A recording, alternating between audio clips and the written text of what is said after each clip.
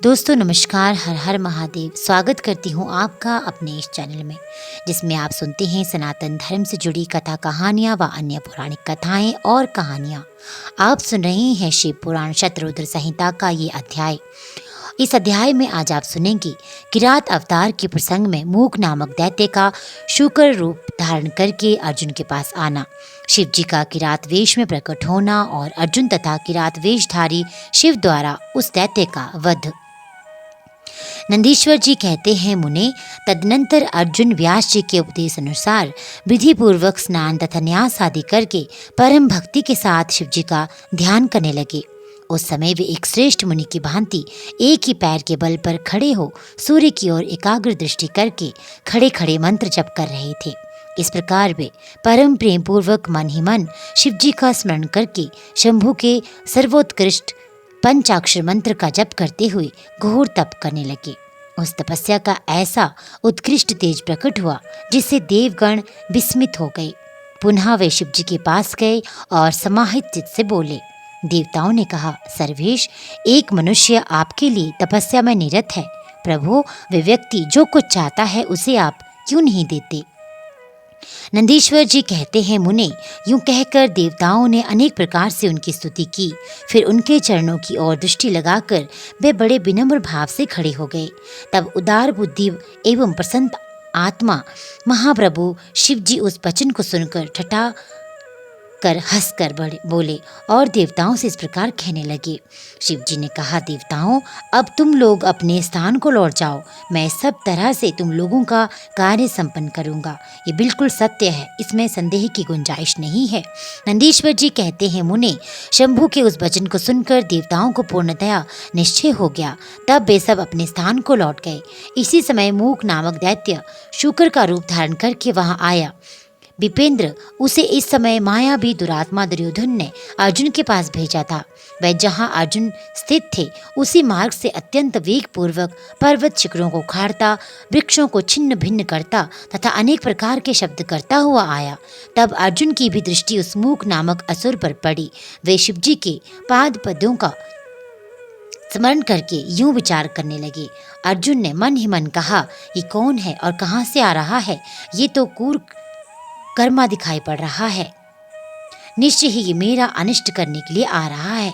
इसमें तनिक भी संशय नहीं है, क्योंकि जिसका दर्शन होने पर अपना मन प्रसन्न हो जाए वह निश्चय ही अपना हितैषी है, और जिसके दिखने पर मन व्याकुल हो जाए वह शत्रु ही है। आचार से कुल का, शरीर से भोजन का, वार्तालाप से शास्त्र ज्ञान का और नेत्र से स्नेह का परिचय मिलता है। आकार से, चाल ढाल से, चेष्टा से, बोलने से तथा नेत्र और मुख के विकार से मन के भीतर का भाव जाना जाता है। नेत्र चार प्रकार के कहे गए हैं, उज्ज्वल, सरस, तिरछे और लाल। विद्वानों ने इनका भाव भी पृथक पृथक बताया है। नेत्र मित्र का संयोग होने पर उज्ज्वल, पुत्र दर्शन के सरस समय सरस, कामिनी के प्राप्त होने पर वक्र और शत्रु के दिख जाने पर लाल हो जाते हैं। इस नियम के अनुसार इसे देखते ही मेरी सारी इंद्रियां कलुषित हो उठी हैं। अतः ये निस्संदेह शत्रु ही है और मार डालने योग्य है। इधर मेरे लिए गुरुजी की आज्ञा भी ऐसी ही है कि राजन, जो तुम्हें कष्ट देने के लिए उद्धत हो उसे तुम बिना किसी प्रकार का विचार किए अवश्य मार डालना, तथा मैंने इसलिए आयुध भी जो धारण कर रखा है। यूं विचार कर अर्जुन बाण का संधान करके वहीं डटकर खड़े हो गए। इसी बीच भक्त वत्सल भगवान शंकर अर्जुन की रक्षा, उनकी भक्ति की परीक्षा और उस दैत्य का नाश करने के लिए शीघ्र ही वहां आ पहुंचे। उस समय उनके साथ गणों का यूथ भी था, जो महान, अद्भुत, सुशिक्षित भील का रूप धारण किए हुए उनकी कांच बंदी थी, और उन्होंने वस्त्र खंडों से ईशान ध्वज बांध रखा था। उनके शरीर पर श्वेत धारियां चमक रही थी। पीठ पर बाणों से भरा हुआ तरकश बंधा था और वे स्वयं धनुष धारण किए हुए थे। उनका गण यूथ भी वैसे ही साज सज्जा से युक्त था। इस प्रकार शिव भील राज बने हुए थे। वे सेनाध्यक्ष होकर भी तरह तरह के शब्द करते हुए आगे बढ़े। इतने में स्वर की गुर्राहट का शब्द दसों दिशाओं में गूंज उठा। उस शब्द से पर्वत आदि सभी जड़ पदार्थ छिन्ना उठे। तब उस वचन के बन नेचर के शब्द से घबराकर अर्जुन सोचने लगे, अहो, क्या ये भगवान शिव तो नहीं जो यहाँ शुभ करने के लिए पधारे हैं? क्योंकि मैंने पहले से ही ऐसा सुन रखा है।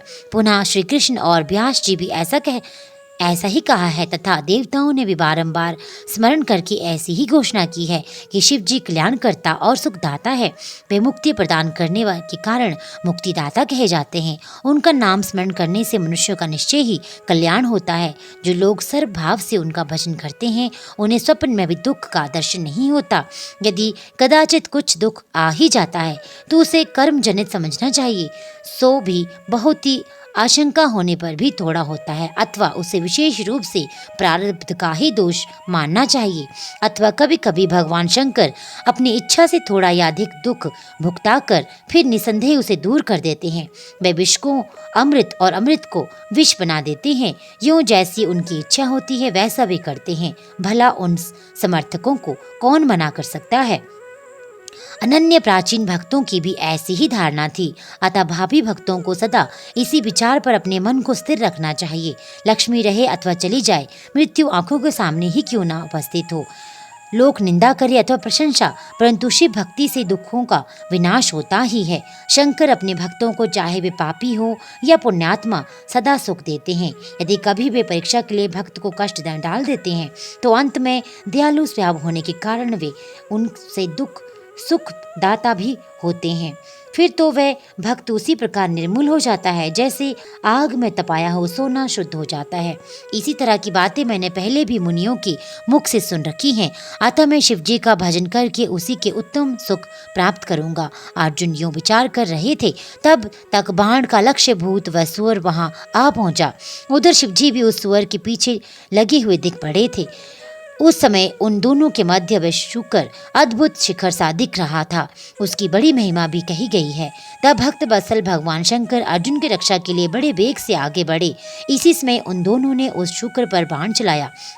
शिव जी के बाण का लक्ष्य उसका पुंछ भाग था और अर्जुन ने उसके मुख को अपना निशाना बनाया था। शिव जी का बाण उसके पुंछ भाग से प्रवेश करके मुख के रास्ते निकल गया, शीघ्र ही भूमि में विलीन हो गया तथा अर्जुन का बाण उसके पिछले भाग से निकलकर बगल में गिर पड़ा। तब वह शुकर रूपधारी दैत्य उसी क्षण मरकर भूतल पर गिर पड़ा। उस समय देवताओं को महान हर्ष प्राप्त हुआ। उन्होंने पहले तो जय जयकार करते हुए पुष्पों की वृष्टि की, फिर वे बारंबार नमस्कार स्तुति करने लगे। उस समय उन दोनों ने दैत्य के उस क्रूर रूप की ओर दृष्टिपात किया। उसे देखकर शिव जी का मन संतुष्ट हो गया और अर्जुन को महान सुख प्राप्त हुआ। तत्पश्चात अर्जुन मन ही मन विशेष रूप से सुख का अनुभव करते हुए कहने लगे, अहो, ये श्रेष्ठ दैत्य परम अद्भुत रूप धारण करके मुझे मारने के लिए आया था, परंतु शिव जी ने ही मेरी रक्षा की है। निसंदेह उन परमेश्वर ही ने ही आज इसे मारने के लिए मेरी बुद्धि को प्रेरित किया है। ऐसा विचार करके अर्जुन ने शिव नाम संकीर्तन किया और फिर बारंबार उनके चरणों में प्रणाम करके उनकी स्तुति की। तो ये अध्याय यहीं पे संपूर्ण होता है। आगे के अध्याय में आप सुनेंगे अर्जुन और शिवदूत का वार्तालाप, किरात वेशधारी शिव जी के साथ अर्जुन का युद्ध, पहचानने पर अर्जुन द्वारा शिव स्तुति, शिव जी का अर्जुन को वरदान देकर अंतर्ध्यान होना और इससे जुड़े अन्य बहुत से वाक्य। तो दोस्तों, इस चैनल के साथ जुड़े रहिए। चैनल में अगर पहली बार वीडियो को सुन रहे हैं तो चैनल को सब्सक्राइब और बेल आइकन को दबाना बिल्कुल ना भूलिएगा। साथ ही साथ इन कथा कहानियों को अधिक से अधिक शेयर करते रहिए ताकि सनातन धर्म से जुड़े इन कथा कहानियों का लाभ अधिक से अधिक लोगों को मिल सके। आपका दिन शुभ हो। हर हर महादेव।